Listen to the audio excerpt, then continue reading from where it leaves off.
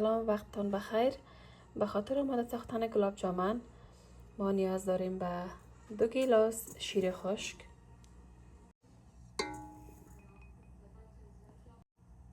آرد نیم گیلاس یا 4 قاشق غذاخوری.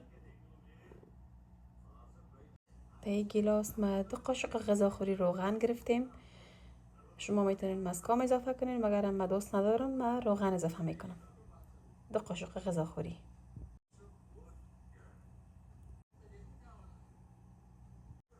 نیم قاشق غذاخوری بیکینگ پودر اضافه میکنم که 1 قاشق چایخوری میشه.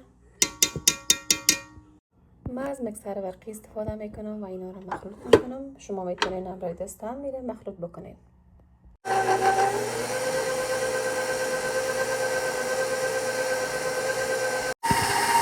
جیرانی که مواد خشک مخلوط میشه مثلا هم اضافه میکنم. وقتی که مواد خشک مکس شد و اینی حالت به خود گرفت، شیر اضافه میکنیم. شیر مایی. ما 150 میلی لیتر شیر گرفتیم که از نیم گیلاس کم زیادتر است، یعنی نیم گیلاس همراه با 2 قاشق غذاخوری شیر. این بالای مواد ما کم کرده اضافه میکنیم. حالا مواد رو با هم مخلوط میکنیم.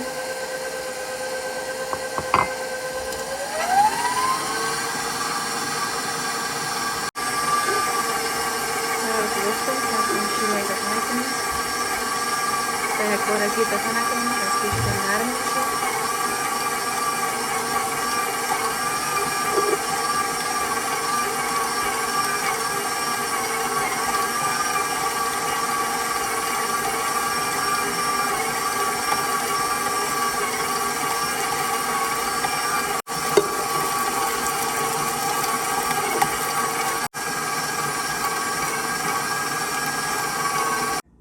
حالی که با دستم ورز میتونم و میمانمش تا 10 دقیقه دیگه. بعد از 10 دقیقه دیگه آماده کردنش رو باز شروع میکنیم.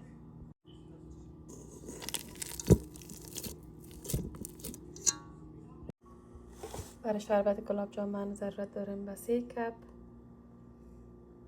بوره،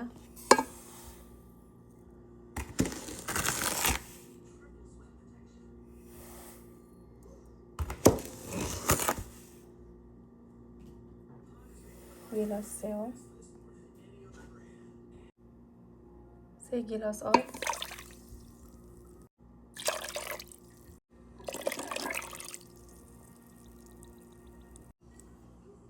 هل. حرارت رو روشن میکنیم و تا زمانی که بوره حل میشه و کم با جوش میاد ایره شور میدیم. مخلوط میکنیم.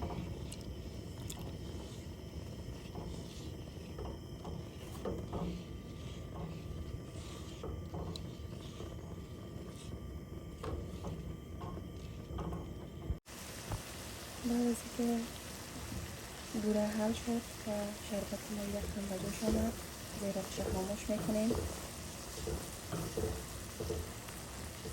و میدونیم که سرچه.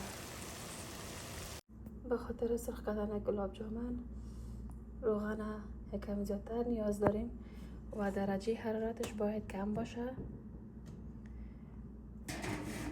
به این اندازه من تمامش آماده ساختم. به روغن اضافه میکنیم همیشانه.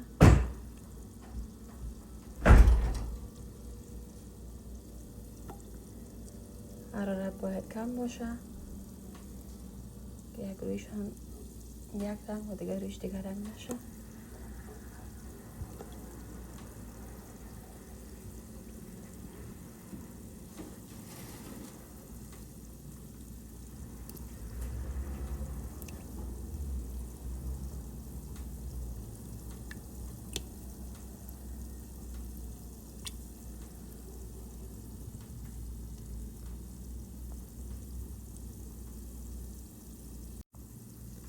آهسته آهسته اینا را شور میدیم.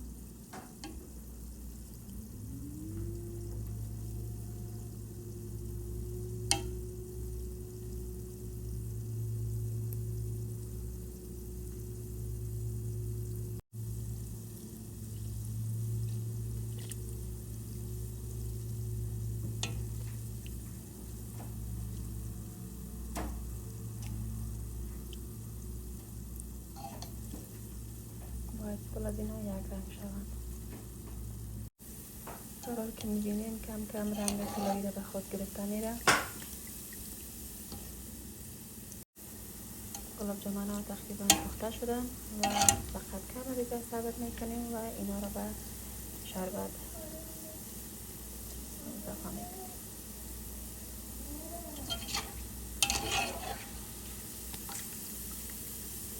قرار که میبینیم تمامش از روغن جمع کردم و میمانم که روغنش بره کمی. اینا را داخل شربت مندازم. این شربت ما است که ما قبلا جوش شده بودیم و به حالت نیمه گرم است. نه زیاد داغ است نه زیاد سرد، حالت نیم گرم یا وارم. شربت انداختم.